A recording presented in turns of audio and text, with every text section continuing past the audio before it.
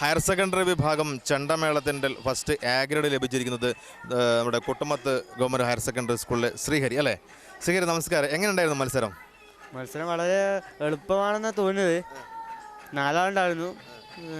താരതമ്യം നല്ല തോന്നുന്നു. എനിക്കൊന്ന് കഴിഞ്ഞ 4 വർഷമായിട്ട് അല്ലേ ഫസ്റ്റ് എ ഗ്രേഡ് ലഭിക്കുന്നുണ്ട്? അതെ അതെ. ആരാണ് ഈ ചെണ്ടമേളത്തിൽ ഗുരു? ആരാണ്? അച്ഛൻ തന്നെയാണ്.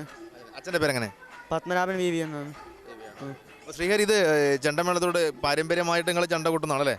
അപ്പോൾ പാരമ്പര്യമായിട്ട് ഉള്ളത് കൊണ്ടാണോ അല്ല ഈ ചെണ്ടമേളത്തോട് പൊതുവേ താല്പര്യം കുട്ടിക്കാലം തൊട്ടേ ഉണ്ടോ? ഞങ്ങൾക്ക് പാരമ്പര്യമായിട്ട് ഉള്ളതുകൊണ്ട് പിന്നെ ഞങ്ങൾക്ക് പൊതുവേ ചെണ്ടയോടൊരു താല്പര്യം ചെറുതിലുണ്ട്. എത്രാമത്തെ വയസ്സ് തൊട്ടാണ് ഇതിലൊരു പ്രാക്ടീസ് തുടങ്ങിയത്?